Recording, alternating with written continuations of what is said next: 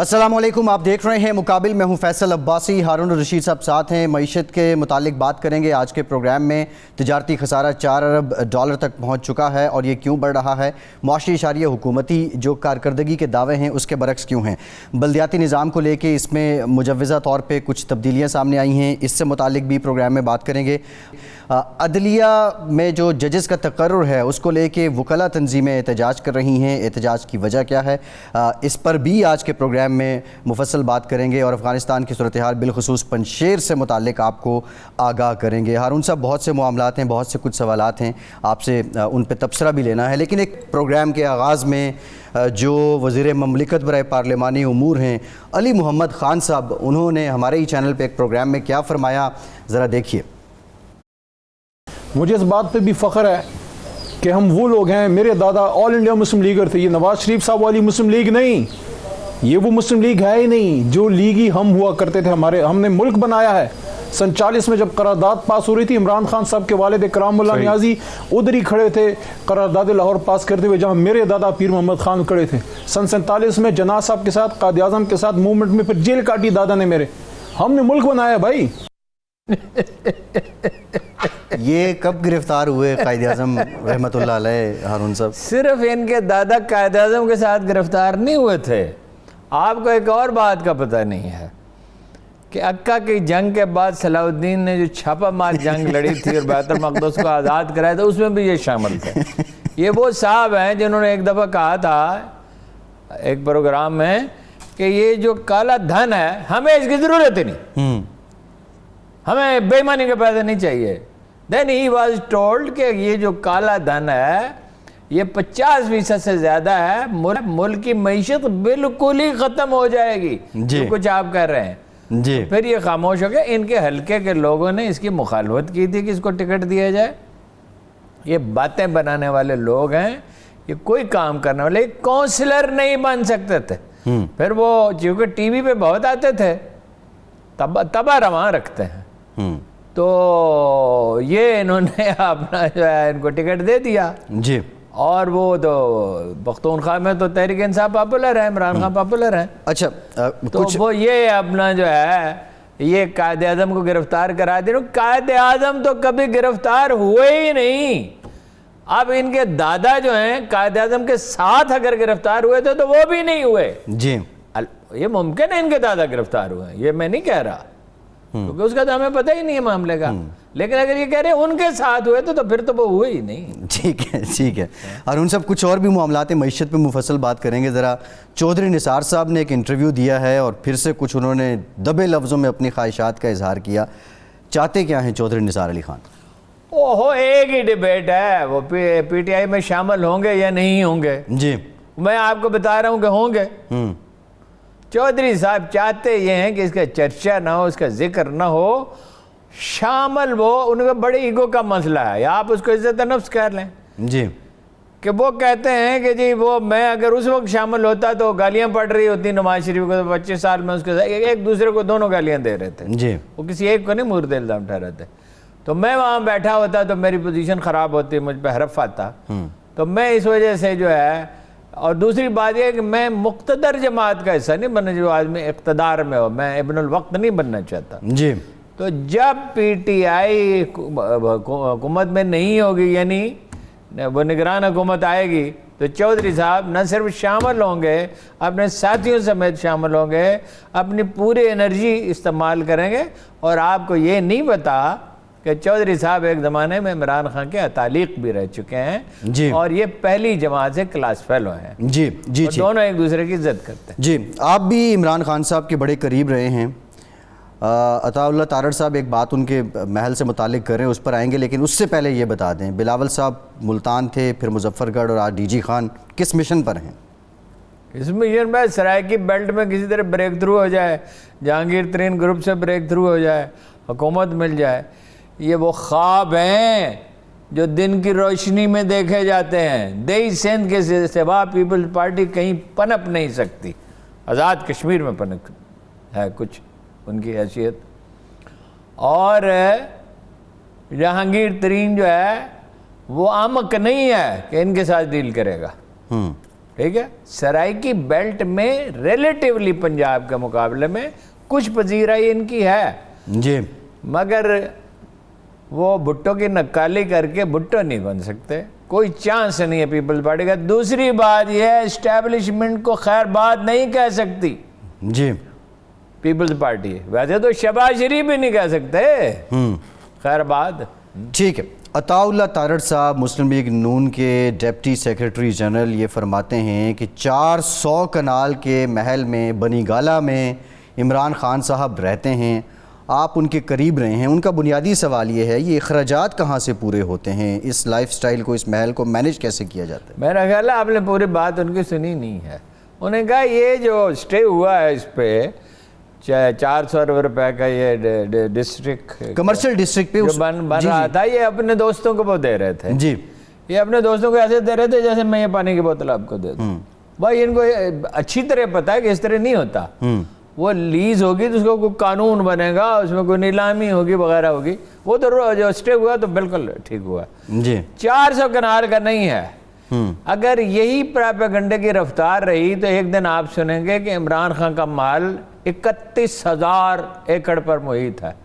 280 کنال جگہ ہے، 4 کنال پہ وہ بنا ہوا ہے. جی، اس کے اخراجات وہ کیسے مینٹین کرتے ہیں وہ پوچھ لیں وہ ایف بی آر والوں سے، ان کی آمدن کیا ہے، اور وہ گوشوارے پیسے بھی داخل کرتے ہیں. جی، یہ مسئلہ صرف اس کے تارڑ کا نہیں. تارڑ ویسے نخوت اور نفرت کی جو انتہائی علامتیں ہیں نا، جو جیسے یہ ادھر فیاض الحسن چوہان ہے، یہ ان میں سے ایک ہے.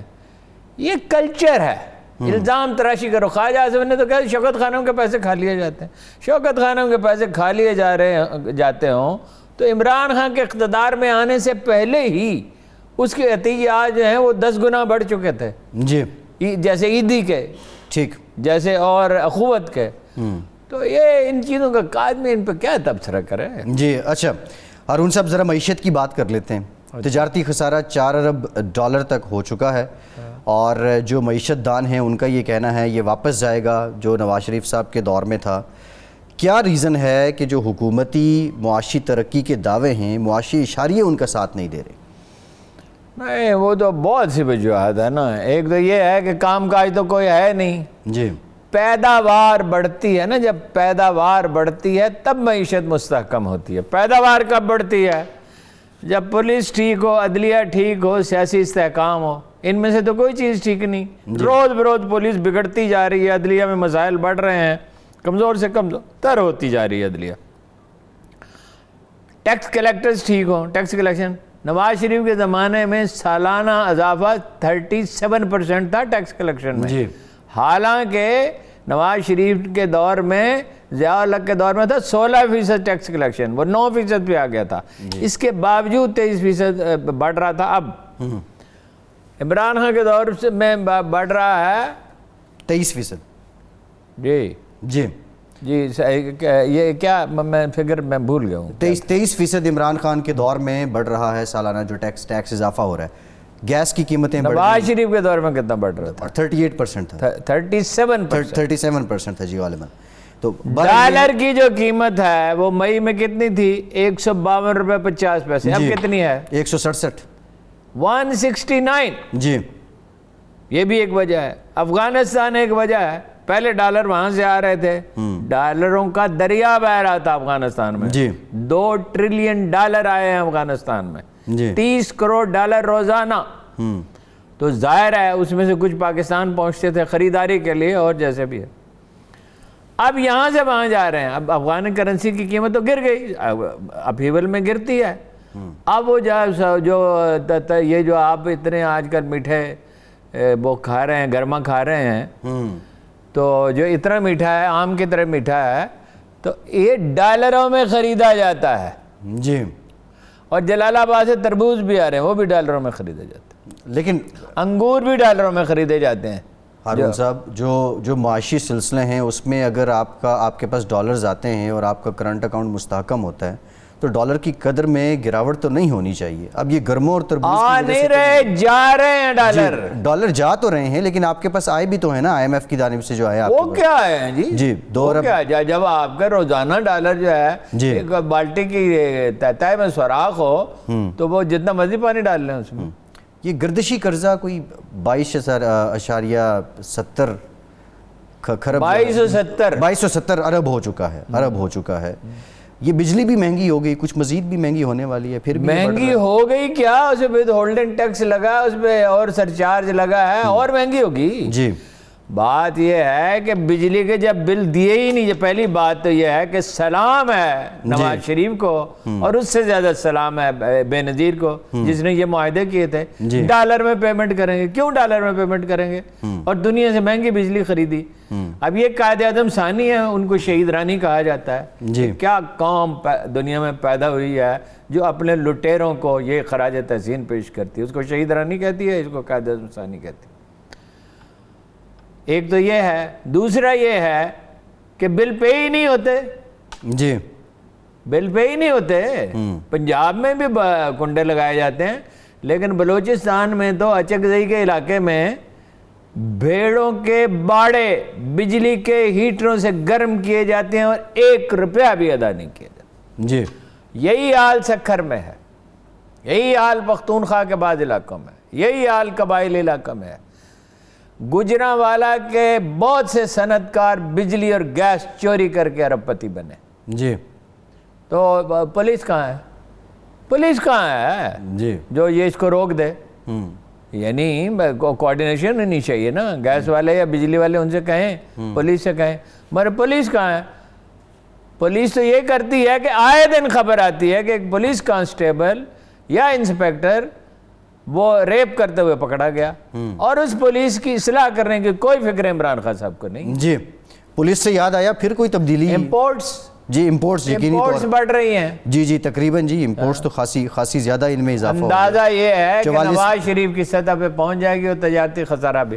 او بھائی کاریں اتنی کیوں منگوا رہے ہو؟ جی اتنے موبائل مہنگے کیوں منگوا رہے ہو؟ موبائل پاکستان میں بننے شروع ہو گئے, ان کو انسینٹو دو, اور اشیاء تعیش آ رہی ہیں. آپ کو پتا ہے کتے بلیوں کی خوراک تک پاکستان میں باہر سے آتی ہے. جی ایسا ہی ہے جی, ایسا ہی ہے. چاکلیٹ ذرا کم منگوا لیں, او یہاں بنا لیں یار چاکلیٹ. ہر چیز, جوتا, غبارہ چین سے آتا ہے, غبارہ. صحیح ہے. یہ ہارون صاحب, اور پھر انڈر انوائس. جی ٹھیک ہے, $1.5 بلین کا مال منگوایا, دکھایا جاتا ہے $1 بلین. صحیح ہے. یہ تو معیشت کا ایک پہلو, اور پھر اس کے ساتھ مہنگائی عوام کا سب سے اولین اور بنیادی مسئلہ. 100 سے 150% تک مہنگائی بڑی ہے. دیکھیں پیسے خیر اس میں جی ایک میں تو یہ قصوروار ہیں, ان کو مینجمنٹ آتی نہیں ہے, وہ اپنا مجسٹریٹس کو دھمکیاں دے رہے ہیں کہ تم کم کراؤ. کبھی اس طرح بھی کبھی ہوا ہے, دکانداروں کے 80 چالان روزانہ کرو, اتنے چالان روزانہ کرو, 80,000 روپے سے کم جو, اس طرح بھی کبھی ہوا ہے. ایک انٹرنیشنل مارکیٹ کا پریشر ہے, کرونا کا بھی ہے, انٹرنیشنل مارکیٹ ہے, مینجمنٹ تیاری بھی نہیں تھی نا. 78% پرائسز بڑھی ہیں گیس کی, 60% تیل کی جی پچھلے 1 سال میں, 58% چینی کی, 28% گندم کی, اس کا بھی اثر ہے. اب دنیا کی معیشت باہم جڑی ہوئی ہے. جو مقامی ہے, جیسے چینی کی یہاں پرائس بڑی ہے, وہ دیکھتا ہے انٹرنیشنل مارکیٹ پرائس کیا ہے. جی آپ کو بتایا نا چینی کی قیمت بڑی ہے. جی اگر وہ قیمت اسے نہیں ملتی, وہ ذخیرہ اندوزی کر لیتا. پیداوار بڑھانا واحد حل ہے معیشت کو ٹھیک کرنے کا. پیداوار بڑھانا. یہ وہ ملک ہے جس نے اسٹیٹ آف آرٹ میزائل بنائے ہیں, امریکہ کے بعد اور کوریا کے بعد شاید سب سے بہتر, جس نے دنیا کا بہترین ایٹم بم بنایا ہے. مگر یہ وہ کمپیوٹر نہیں بنا سکتا. جی کیوں نہیں بنا سکتا؟ یہ کاریں خود نہیں بنا سکتا. یہ وہ کمپنیاں بنا تو رہی ہیں, لیکن ابھی خاک بنا رہے ہیں, کہاں بنا رہے ہیں؟ امپورٹ ہی ہو رہی ہیں, جنہوں نے بنانے کے سمجھوتے اور معاہدے بھی کیے ہیں. کاریں ہم نے دیکھی ہیں بنتی ہوئی فیکٹریوں میں جا کے. جی کوئی نہیں بن رہی. جی کار کا ڈھانچہ بنتا ہے, انجن باہر سے آتا ہے. ہارون صاحب, مہنگائی کے ساتھ جو بیڈ گورننس کی بات کی جاتی ہے, ابھی پنجاب میں پھر سے سنا ہے چیف سیکریٹری صاحب بھی تبدیل ہو رہے ہیں, آئی جی صاحب بھی تبدیل ہو رہے ہیں. جب آپ کسی صوبے کا چیف افسر بدل دیتے ہیں تو اس کے اثرات گورننس پہ کیا ہوتے ہیں؟ اچھا اس کے دو دلچسپ پہلو ہیں. اثرات برے ہوتے ہیں, اس کے دو پہلو ہیں. ہر 6 مہینے کے بعد افسر بدلا جائے گا. دیکھیے 3 سال کے لیے ایس ایچ او ہونے چاہیے. ایوریج پنجاب میں جو ہے وہ کوئی 4-5 مہینے ہے, سندھ میں کوئی 3 مہینے ہے. تو ظاہر ہے پولیس بنیادی ادارہ ہے لا اینڈ آرڈر کا, اگر ہر 4 مہینے کے بعد ایس ایچ او بدل جائے گا تو کیا ہوگا ایوریج. چیف سیکرٹری صاحب کا مسئلہ بڑا دلچسپ ہے, اور وہ بزدار صاحب کی ٹیم نے آج کل میڈیا میں بڑے متحرک ہیں, یہ تاثر دینے کی کوشش کی ہے کہ یہ بزدار صاحب کا فیصلہ. بعض لوگ تو یہ بھی کہہ رہے ہیں واقعی بزدار صاحب کو اختیار دے دیا ہے وزیر اعظم نے, لیکن زیادہ ریلائبل سورسز یہ کہہ رہے ہیں کہ اختیار نہیں دیا, یہ تاثر دے رہے ہیں, کھلی کچہریاں لگا رہے ہیں. بات بڑی تلخ ہے مگر اتنی ہی سچی ہے. جو آدمی ٹاؤن کمیٹی توسا نہ چلا سکا اس وہ عمران خان صاحب نے ہمارا وزیر اعلیٰ بھی بنا دیا, اور 4 سال سے اس کی پشت پناہی بھی کر رہے ہیں, اور پریکٹیکلی یہ کہہ رہے ہیں کہ تم 23 کروڑ احمق, میں تنہا عقل مند آدمی ہوں. عثمان بزدار جیسے لوگ بھی کبھی وزیر اعلیٰ ہوتے ہیں دنیا میں کہیں, اور پھر ان کے آئی جی, پھر ان کے چیف سیکرٹری, ان میں کبھی کوئین ہو سکتا ہی نہیں ہے. جی یہ وہ کیا نام ہے طاہر خورشید, وہ کل پھر بیٹھے ہوئے تھے, مشورے دے رہے تھے. ایک صاحب کی ملاقات بھی کرائی انہوں نے آئی جی لگوانے کے لیے اس کو. اس طرح ملک چلتے ہیں. نہیں یہ کوئی حکمت عملی کے تحت ہوتا ہے کہ 6 مہینے کے بعد افسر بدل دو؟ کیا عجیب سوال آپ نے کیا ہے. یہ حماقت کے تحت ہوتا ہے. حکمت عملی کیا ہوتی ہے؟ سیاسی حکمت عملی. کوئی افسر کون سی سیاسی حکمت عملی؟ کوئی افسر قابو میں نہ آ رہا ہو. نہیں, اچھا مطلب یہ ہے کہ ہر روز اینکر بدل جائے, اس کو آپ حکمت عملی کہیں گے؟ ہر 2 مہینے کے بعد اینکر بدل دیا جائے. جی پھر آپ یہ مجھ سے پوچھیں گے کہ یہ حکمت عملی کے تحت ہو رہا ہے. ٹھیک ہے. اچھا ایک بریک لیتے ہیں ہارون صاحب. بریک کے بعد جب واپس آئیں گے تو بلدیات کا ذکر کریں گے, بلدیاتی نظام سے متعلق ذرا مفصل بات کریں گے. ہمارے ساتھ رہیے.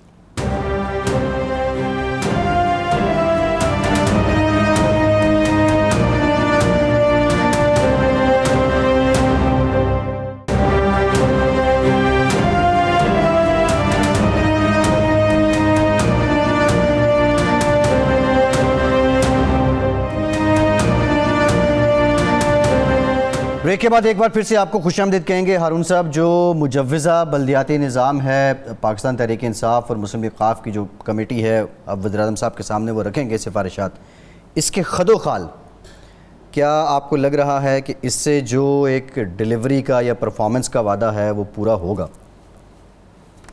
ابھی تک کوئی چیز پوری ہوئی ہے سوائے کورونا کے خلاف اچھی جنگ لڑی اور یہ ہیلتھ کارڈ جاری کیے ہیں, اور وہ کچھ ثانیہ نشتر نے اچھا کام کیا. ابھی تک کوئی کام ہوا ہے جو اب ہو جائے گا.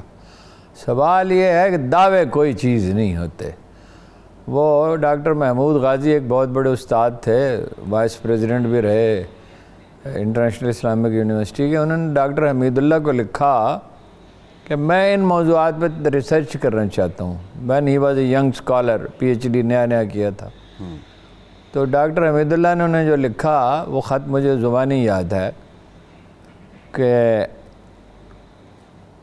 میں استنبول کے لیے پابہ رکاب ہوں, آپ کا خط مجھے بھایا نہیں. اہمیت متن کی ہوتی ہے, عنوانات کی نہیں. پرفارم جب کریں گے دیکھیں گے نا. بلدیاتی الیکشن تو کرا ہی نہیں رہے اتنے عرصے سے. شہباز شریف صاحب نے کرائے, سال بھر حلف نہیں اٹھانے دیا. یہ دنیا میں یہ تماشا اور کہیں ہو سکتا ہے؟ کراچی میں خود معاہدہ کر کے, کل آپ کو بتایا انہوں نے مصطفیٰ کمال صاحب نے, بلدیہ نے اپنے اختیارات سرنڈر کر دیے. ایم کیو ایم نے پتہ نہیں کیا لیا اس کے بدلے میں خفیہ طور پہ, کیونکہ وہ جو چاہتا تھا کرتا تھا. بات یہ ہے کہ 2 سال پہلے ایک مسودہ قانون انہوں نے بنایا, اب پھر اس میں تبدیلیاں کر رہے ہیں. اس وقت یہ تھا کہ ضلع کونسل نہیں ہوگی, تحصیل کونسل ہوگی. اختیارات ذرا نچلی سطح پہ منتقل ہوں. 30% جو ہے وہ بجٹ دیا جائے گا براہ راست ان کو. جی. اب پھر ضلع کونسل بحال کی جا رہی ہے. ضلع کونسل کو وہ کرنا استعمال کرنا آسان ہے نا, تحصیل کی سطح پہ تو استعمال کرنے میں دشواریاں ہوں گی. ایک بڑی اعلیٰ تبدیلی یہ ہے کہ یونین کونسل نہیں کہا جائے گا اس کو, جی اس کو کہا جائے گا ولیج کونسل, کیونکہ یونین کونسل عام ہو چکا ہے. تو یہ عام آدمی کی زبان پہ اتنی آسانی سے چڑھ جائے تو اشرافیہ کی بڑی تذلیل ہے. ٹھیک ہے. اور جو شہر میں یونین کونسل ہوتی تھی اس کو کہیں گے نیبرہڈ کونسل. جی. ایک تبدیلی یہ ہے کہ یہ ہوتی تھی 25 سے 50,000 تک, اب یہ 10,000 تک ہوگی. 10 سے 20,000 آبادی. ہاں یہ تو بہتر ہے, یہ تو اچھا ہے. اب بجٹ کا کہہ بھی رہے ہیں کہ دیں گے 30%. جی. لیکن اعتبار تو تب ہے, تو کہا تو یہ بھی تھا نا 50 لاکھ نوکریاں, مکان اور 1 کروڑ نوکریاں. جی. اور یہ بھی کہا تھا دنیا کی بہترین ٹیم ہے, دنیا کی بہترین ٹیم ہے علی محمد خان, جس کے والد گرفتار ہوئے تھے قائد اعظم کے ساتھ. ٹھیک ہے. اور ان سے بات یہ ہے کہ باقی وہ میٹروپولیٹن بنے گی تمام ڈویژنوں میں. جی. ایک سیالکوٹ میں, حالانکہ وہ ڈویژن نہیں ہے, جو اچھا فیصلہ ہے. جی. This Sialkot is very very important. Sialkot میں اگر اس کو ترقی دی جائے, سیالکوٹ, وزیر آباد, گجرانوالہ, یہ گولڈن ٹرائنگل ہے. یہ کراچی کی طرح ایک عظیم صنعتی مرکز بن سکتا ہے. اور ان کو اگر فیسیلیٹیٹ کیا جائے, جو کھاریاں والی موٹر وے بن رہی ہے, بڑا اچھا ہو رہا ہے. جی. تو یہ جب کریں گے تو پھر پتہ چلے گا. کافی مالے اختیارات جو ہیں نا, جی, جتنے شہباز شریف کے دور میں تھے اس سے تو کچھ زیادہ ہوں گے. ٹھیک ٹھیک. لیکن مشرف نے دیے تھے اختیارات, جی. ضیاء الحق نے دیے تھے, مشرف نے زیادہ دیے تھے. وہ نظام کیوں نہیں تجویز کرتی مشرف صاحب والا؟ اس وقت بھی تو حکومت میں تھے نا مشرف صاحب کا جو بلدیاتی نظام. اپنے اختیارات کبھی کوئی چھوڑتا ہے موقع ملے. یہ تو بلدیاتی اپنا نظام کا نام نہ لینے دیں.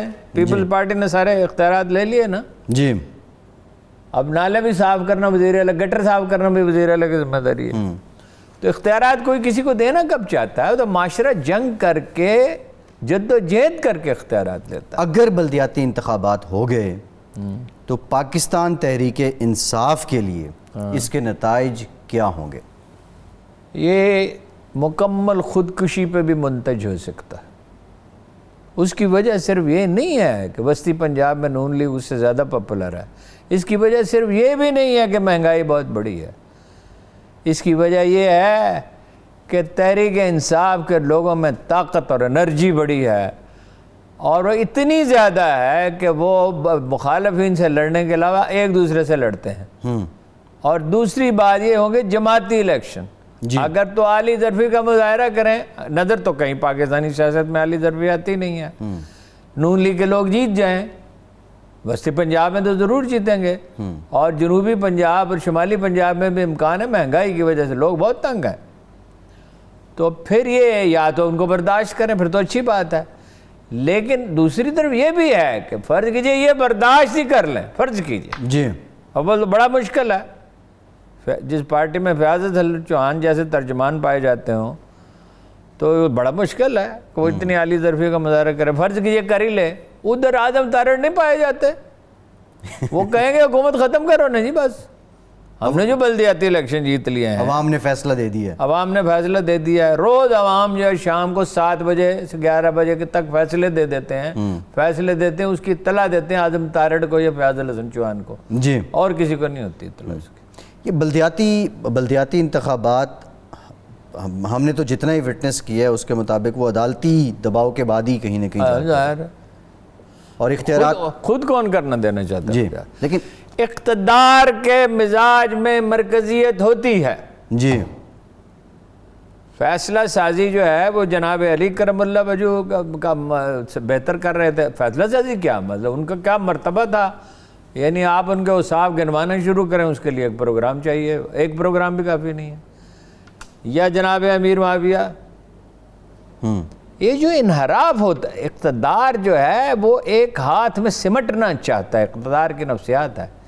جد و جہد سے اس کو نیچے تک منتقل کیا جاتا ہے. جی. تو کون دینا چاہتا ہے اختیارات؟ کوئی دینا ہی نہیں چاہتا اختیار. جی ٹھیک ہے. ہارون صاحب, ایک اور معاملہ, اور جو عدلیہ میں تقرر ہے، ججز کا تقرر، اس کو لے کے خاصا احتجاج ہو رہا ہے. بنیادی طور پہ وکلا تنظیمیں آپ کیا سمجھتے ہیں جو احتجاج کر رہی ہیں وہ ٹھیک ہے؟ اور 2 ججز ہیں، جسٹس محمد علی مظہر اور جسٹس عائشہ ملک صاحبہ، ان دونوں کا جو تقرر ہے وہ یہ کہہ رہے ہیں کہ یہ جونیئر ہے، اور یہ کیسے ہو گیا؟ یہ ایسے ہو گیا کہ چیف جسٹس آف پاکستان کا اختیار ہے، یہ اس لیے ہو گیا. لیفٹیننٹ جنرل کا تقرر چیف آف آرمی اسٹاف کرتا ہے، آبویسلی مشورہ کرتا ہے، فائلیں بنتی ہیں، ریکارڈ ہوتا ہے، ڈسکشنز ہوتی ہیں، فائنلی وہ ایک کاغذ پہ لکھ دیتا ہے. اب تو خیر فوج میں کاغذ استعمال نہیں ہوتا، ویسے آپ کی اطلاع کلیئر ہے، فوج میں کاغذ کا استعمال عرصہ ہوا، ختم ہو چکا. سول والے بھی چاہتے تو ختم کر سکتے تھے، کمپیوٹر پہ ہوتا ہے سارا کام. جی تو بس وہ جو وہ کہہ دیتا ہے وہ ہوتا مشورے سے ہے، مطلب یہ اس میں ہو سکتا ہے کہ کچھ زیادتی بھی ہو جاتی ہو، لیکن بہرحال وہ اختیار اسی کا. اسی طرح چیف جسٹس آف پاکستان کو آئین یہ اختیار دیتا ہے. جوڈیشل کونسل کا اجلاس ہوتا ہے، اس میں 4 چیف جسٹس بھی ہوتے ہیں، اس میں اٹارنی جنرل بھی ہوتے ہیں، اس میں اور لوگ بھی ہوتے ہیں. وکیل یہ کہتے ہیں کہ بے شک آئین اختیار دیتا ہے مگر ہم تکڑے ہیں. جسٹس کھوسک نے تیز رفتار عدالتیں بنائیں، جی ایک مہینے میں قتل کے فیصلے ہونے لگے. وکیل بڑے پریشان ہو گئے، بھائی لوگوں کو انصاف مل رہا ہے، جی ہمارے ہوتے ہوئے لوگوں کو انصاف مل رہا ہے. یہ وہی وکیل ہے نا جنہوں نے ہسپتال پہ حملہ کیا اور آکسیجن لگی ہوئی تھی، جن میری طرف دیکھیے نا، کاغذوں کو کیا دیکھ رہے ہیں، جی وہ جو ہسپتال میں مریضوں کو آکسیجن لگی ہوئی تھی اس کو نوچ لیا. یہ ہے وکیل گردی. دوسرا یہ ہے، حالانکہ عدلیہ تحریک سے وہ بحال ہوئے تھے، ان پہ زیادہ اخلاقی ذمہ داری تھی. جی دوسرا یہ ہے، وکیلوں نے فیصلہ کیا کہ ہم نے اپنی طاقت سے یہ فیصلہ کرایا ہے، تو اب طاقت سے ہی فیصلے ہوگا. انصاف اور قانون کوئی چیز نہیں. وکیل اس ملک میں قانون کا سب سے بڑا دشمن جاگیردار سمجھا جاتا تھا، اب وکیل اس سے کم نہیں ہے قانون توڑنے میں. بھائی چیف جسٹس کچھ اچھا تیسرا فیکٹر بھی ہے، کچھ اخبار نویس ہیں جی جو بارگاہ عالیہ میں پیش ہوتے تھے چیف جسٹس کے، جی ایک کے بھی دوسرے کے بھی تعلقات تھے. اب وہ الگ اپنے قصے کہانیاں سنا رہے ہیں، وہ کچھ ہمارے سامنے ہیروز پیش کر رہے ہیں کہ یہ جو آدمی ہے یہ تو ابراہم لنکن سے بھی بڑا ہے. جناب والا سینئر ججوں میں ایسے بھی ہیں جو 2 سال گزر گئے، ایک فیصلہ بھی نہیں لکھا. جی جسٹس جنرل کیانی ملنے کے لیے گئے نواز شریف سے، نواز شریف نے حلف ابھی نہیں اٹھایا تھا، مگر وہ جا رہے تھے، ریٹائر ہو رہے تھے، تو جا کے ان کو بریفنگ، ان کا فرض تھا کہ بریفنگ، انہوں نے محسوس کیا میرا فرض ہے میں بریفنگ دوں. جی تو انہوں نے کہا کہ جنرل صاحب کس کو بنانا چاہیے چیف آف آرمی اسٹاف؟ وہ تو جا رہے تھے نا، وہ تو ریٹائر ہو رہے تھے نا. تو انہوں نے کہا آپ فیصلہ تو آپ کو کرنا ہے. انہوں نے کہا میرا خیال ہے سینیریٹی پر. ہی سیڈ کہ میری گزارش یہ ہے کہ سینیریٹی اور میرٹ بوتھ، ایک آدمی سینئر ہو سکتا ہے لیکن ضروری نہیں ہے کہ وہ زیادہ لائق بھی ہو. وکیل جو کہہ رہے ہیں وہ سینیارٹی کو بیس بنا رہے ہیں، وہ کہہ رہے ہیں جو سینئر ہے اس کا رائٹ ہے. یہ وہ آئین کیا کہہ رہا ہے، آئین کیا کہتا ہے؟ جی آئین کیا کہتا ہے؟ اس میں ایک اور پارلیمانی کمیٹی کا اس میں رول کیا ہے اور وہ کر کیا رہی؟ کچھ بھی نہیں ہے. پارلیمانی کمیٹی تو ایک عجیب و غریبی کام کر رہی ہے. پارلیمانی کمیٹی میں یہ محمد علی بھی شامل ہے، جی فاروق علی محمد خان، جی فاروق اشنائک بھی ہیں. اب عمران خان کو چاہیے اعلان کر دیں میرے بعد یہ وزیر اعظم ہوگا. کوئی لیاقت میں یہ کسی سے کام نہیں ہے. فاروق اشنائک عظیم الشان، پارلیمانی تاریخ کا سب سے زیادہ چمکتا ہوا ستارہ پرویز اشرف، اعظم تارڑ، رانا ثناء اللہ مدد اللہ العالی، سرفراز بھگٹی، آئین میں سرفراز بھگٹی. وہ آئین میں ترمیم کر رہے ہیں کہ سینئر موسٹ جو ہے وہی ہوگا. اور جج جو ہے ہائی کورٹ کا 62 سال کی عمر میں ریٹائر ہوتا تھا، وہ 65 سال کی عمر میں ہوگا. جی دلیل یہ ہے کہ جو جب ہائی کورٹ کا جج بن گیا اور سینئر بھی ہو گیا تو وہ اس کو سینیریٹی کی بنیاد پہ ہونا چاہیے. بات تو سن لیں نا، پارلیمانی پارٹی کا تو کارنامہ آپ کو بتا دیا نا، اس کو چھوڑ دیں.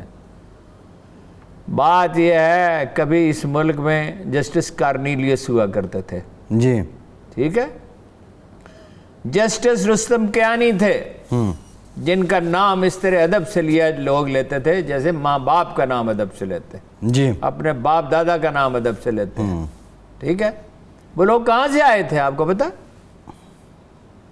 वो ना वकील थे, ना वो जज भर्ती हुए थे, वो सिविल सर्विस से आए थे। उस वक्त ये सिस्टम था कि 18वें ग्रेड में जब नेक्स्ट ग्रेड में पहुंचता था सिविल सर्वेंट, उसको इख्तियार दिया जाता था क्या वो जुडिशियल सिस्टम में जाना चाहता है। Justice Rustam Kiani was one of them, the most respected general जज in the history of Pakistan. Justice Cornelius, जो मुसलमान नहीं थे मगर जिन्होंने अपने एक फैसले में लिखा कि इस मुल्क को इस्लामी दस्तूर ही साजगार है। अब आप वकीलों में से भर्ती करते हैं, वकीलों में से भर्ती कैसे होती है? अब तो एक तो जस्टिस इफ्तिखार चौधरी ने यह फैसला किया ना कि वो इकबाल का मिसरा याद नहीं आ रहा, खुद कूदा खुद गिले कूदा खुद कूदा घर, कि हम ही फैसला करेंगे, हम ही अपना तकर्रर करेंगे, हम ही तरक्कियाँ देंगे। जुडिशल काउंसिल का रोल ही ख़त्म कर दिया। जुडिशल काउंसिल में गया भाई, हाई कोर्ट में एक आदमी जज बन जाता है, सुप्रीम कोर्ट में कोई एहतसाब का निज़ाम होना चाहिए या नहीं होना चाहिए? जुडिशल काउंसिल है वो अपना क्या है, सुप्रीम जुडिशल काउंसिल, जी, सुप्रीम वो सुप्रीम कोर्ट में चले गए, तो उस अदारे की ज़रूरत क्या रही? बात यह है कि अदालतों का एहतराम तो लाजम है। जो माशरा अदालतों का एहतराम नहीं करता वो माशरा बाकी ही नहीं बचता। जी, इनके बारे में बड़े एहतराम से गुफ्तगू करनी चाहिए। ठीक है, लेकिन इस्लाह की गुंजाइश हर कहीं होती है। ये क्या वकीलों के ग्रुप हैं, धड़े हैं, वो असरअंदाज होते हैं। अब वकील ये कह रहे हैं वो आईन क्या होता है, कानून क्या होता है, हम करेंगे फैसला। पाकिस्तान बार काउंसिल करेगी, सुप्रीम कोर्ट बार काउंसिल करेगी, हाई कोर्ट बार काउंसिल करेगी, डिस्ट्रिक्ट बार्स करेंगी, ताकत से फैसला किया जाएगा। जस्टिस मंसूर अली शाह ने इस्लाहात करने की कोशिश की, उनकी तौहीन की गई, जजों के कमरों पर ताले लगाए गए। यही पार्लिमानी कमेटी कर रही है, और जो अज़ीमुश्शान लोग उसमें बैठे हुए हैं उनका तारीफ कराने की ज़रूरत नहीं है। जी ठीक है हारून साहब, एक ब्रेक लेते हैं। ब्रेक के बाद जब आएंगे अफ़गानिस्तान से मुतालिक बात करेंगे, और अमरुल्लाह साले ने कहा है कि अगर तालिबान ने पंजशेर पर कब्ज़ा कर लिया तो मुझे गोली मार दी जाए। ब्रेक के बाद ज़रा इस पर डिटेल बात करते हैं, हमारे साथ रहिए।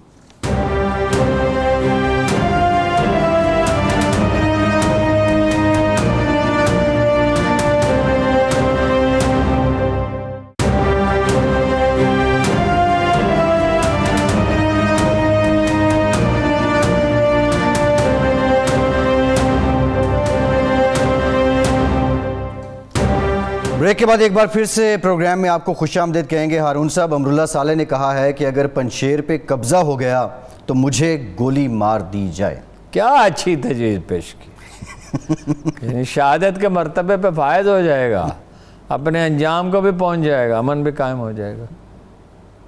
सूरत हाल क्या है पंजशेर की? पंजशेर में दोपहर में तो सूरत हाल ये थी कि कोई दावे की बात हो रही थी कि भाई वो लड़ाई हो रही है और सूरत हाल ख़राब है और कुछ ज़्यादा इलाके पे तो कब्ज़ा हो गया, कुछ का नहीं हुआ। मगर शाम को अरब ज़राए जो अल जज़ीरा ख़ास तौर पे जिसे हम अहमियत देते हैं क्योंकि कवरेज बहुत अच्छी, सबसे अच्छी कवरेज अल जज़ीरा की हो रही। अरब ज़राए अबलाग के पास चूँकि सरमाया भी है और इंटरेस्ट भी है उसमें। पाकिस्तान में इंटरेस्ट तो है मगर उतने वसाइल नहीं है। उन्होंने कहा जी कि बाजारक जो हेड क्वार्टर है उसमें वो दाखिल हो गए। अब वो वीडियो भी नशर कर रहे हैं। मौलवी साहबान अब बड़े मॉडर्न हो गए हैं, तस्वीरें भेज रहे हैं, कहीं नहर के किनारे बैठे हैं, कहीं किसी ज़िली हेड क्वार्टर में बैठे हैं। तो पंजशेर जो है वो उसमें मुज़ाकरात असल में शुरू हुए। मौलवी फसीहुद्दीन मुल्ला फसीहुद्दीन थे, इनके कारी फसीहुद्दीन ताजिक हैं मगर तालिबान के साथ जी, उनके अहमद शाह मसूद के फ़र्जंद अर्जमंद के साथ। वो तो मुज़ाकरात इसलिए टूट गए कि वो खुसूसी इख्तियारात मांग रहे थे, यानी बिल्कुल वही काम जो सूफ़ी मोहम्मद ने किया था कि हमारे यहाँ अलग निज़ाम होगा सवात में। जब वो निज़ाम मान लिया गया, वो मान लिया गया था, डू यू रिमेंबर? جی انہوں نے کہا میں اب میرے اور مطالبات، میں پارلیمنٹ کو نہیں مانتا، میں بینکوں کو نہیں مانتا، میں سپریم کورٹ کو نہیں مانتا، میں فلاں چیز کو نہیں مانتا. پھر اس کے بعد کیا ہونا تھا؟ جی اصل میں یہ ہوتا ہی نہیں ہے کہ 34 صوبے ہیں تو ایک صوبے کا جو نظام ہے وہ الگ ہو. یہ کیسے ہو سکتا ہے؟ جی جو بھی نظام ہوگا وہ الگ اختیارات چاہیے، زیادہ اختیارات چاہیے. انہوں نے کہا نہیں ہو سکتا، چنانچہ ٹوٹ گیا. بہرحال اب وہ طالبان کا قبضہ جو ہے وہ یقینی ہے، اس لیے کہ وہ امراللہ صالح دنیا سے کہہ رہا تھا ہماری مدد کرو. احمد شاہ مسعود کا بیٹا CIA کے لیے کام کر رہا تھا.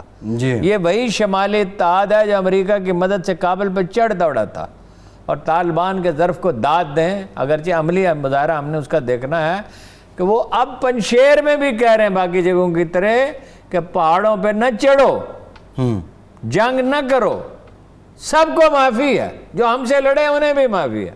جی اس کے باوجود امراللہ صالح دنیا سے کہتا ہے کہ ہماری مدد کرو. کس چیز کے لیے مدد کرو؟ یہاں تم شاید اور دودھ کی نہریں کھود رہے ہو، خلق خدا کی خدمت کر رہے ہو، اپنے ملک کو فساد کیا، اس کی بلکنائزیشن چاہتے ہو، اس کے حصے بکھرے چاہتے ہو. دیکھیے نا ہزارہ جہاد نے کتنی دانائی کا مظاہرہ کیا، اکٹھے ہو کے طالبان کی حمایت کا اعلان کر دیا. ظاہر ہے انہیں گیو اینڈ ٹیک کیا ہوگا. جی بالکل ایسے ہے، بالکل ایسے. ہارون صاحب، جو نمائندہ خصوصی برائے افغانستان ہے محمد صادق خان صاحب، انہوں نے آج ایک میٹنگ بھی کی ہے چین، ایران، ترکمانستان، ازبکستان، تاجکستان کے ساتھ جو ہمسایہ ممالک ہیں افغانستان کے. ویڈیو لنک پہ یہ میٹنگ تھی.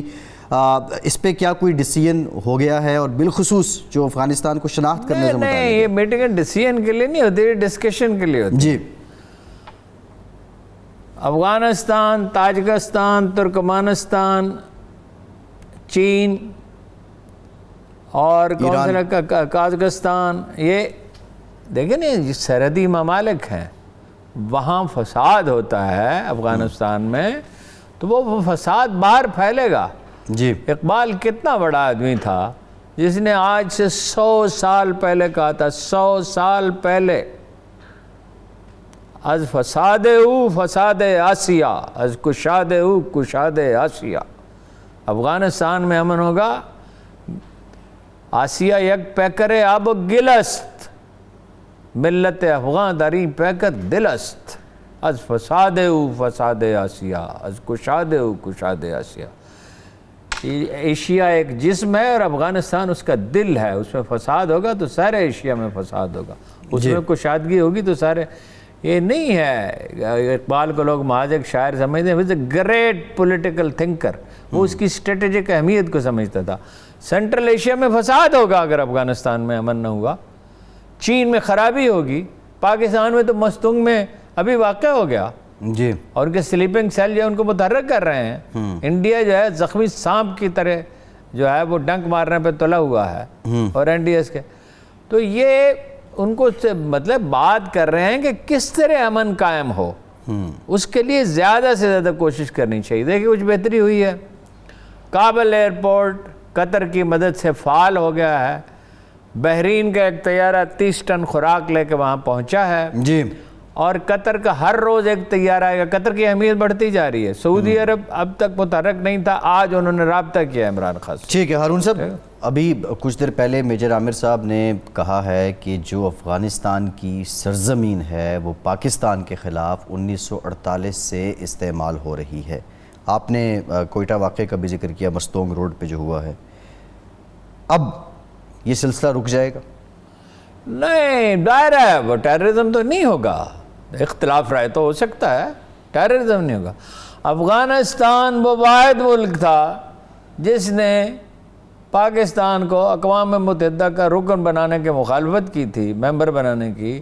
وہ ملک جو 75.6% ووٹوں سے بنا تھا کہ اس کو اقوام متحدہ کی رکنیت ہی نہ دی جائے. لیکن یہ نہیں تھا ظاہر شاہ کے دور میں کہ بھائی روز وہاں سے تقریب کار بھیجے جاتے ہیں. بلکہ داؤد کے دور میں جب حیات شیرپاؤ کو قتل کر دیا گیا تو داؤد نے اس کا بہت برا بنایا تھا. اور عبدالولی خان جنہیں مجھے بہت صدمہ پہنچا چودھری اپنا نثار علی خان کے ایک فکرے سے کہ ولی Khan was a great politician. نقد پیسے لیتے تھے. چودھری نثار علی خان صاحب کو اگر ثبوت چاہیے تو دستاویزی ثبوت میں انہیں دے سکتا. کتابیں چھپ گئی ہیں اس پہ. اقوام متحدہ تو وہ یہ نہیں ہوتا تھا. مطلب یہاں پہ وہ دیکھیں نا, ان کا ایک کلیم ہے کہ یہ پشتون آبادی ہے تو یہ افغانستان کا حصہ ہے. جی او بھائی آپ بر صغیر کا حصہ تھے. کبھی سینٹرل ایشیا بھی بر صغیر کا حصہ تھا. جغرافیہ بدلتا رہتا ہے. پاکستان کے پشتون افغانستان میں شامل ہونا چاہیں گے؟ کوئی دنیا کا آدمی یہ بات مان سکتا ہے؟ 99.9% کہیں گے کہ ظاہر ہے ہم پاکستان میں رہنا چاہتے ہیں, امن و امان یہاں اس سے تو بہت بہتر ہے, معیشت بہت سے بہت بہتر ہے, کوئی نظام ہے, کوئی خانہ جنگی تو نہیں ہو رہی, گردنیں تو نہیں کاٹی جا رہی. باقی میجر احمد نے ایک بات اور زیادہ امپورٹنٹ کہی کہ سردار داؤد کا جو قتل تھا نا, اس سے فساد کا آغاز ہوا. یعنی الفاظ ان کے نہیں, یہ بات انہوں نے کہی. جس طرح ہم کہتے ہیں کہ خون حسین سے وہ لکیر کھینچی گئی کہ جو پھر کبھی مٹ نہیں سکی, وہ دراڑ پیدا ہوئی. سردار داؤد کا قتل وہ احمقانہ قدم تھا جو روسیوں نے کیا, اور اس کے بعد پھر اتنی عقل مندی کا مظاہرہ امریکیوں نے کیا. وہ یہاں کمیونزم نافذ کرنے آئے تھے قدیم قبائلی معاشرے میں, اور یہ جمہوریت نافذ کرنے کے لیے آئے تھے قبائلی. جی ٹھیک ہے ہارون صاحب, پروگرام کا وقت ختم ہو گیا ہے. بہت شکریہ آپ کا. آج کے پروگرام سے اتنا ہی.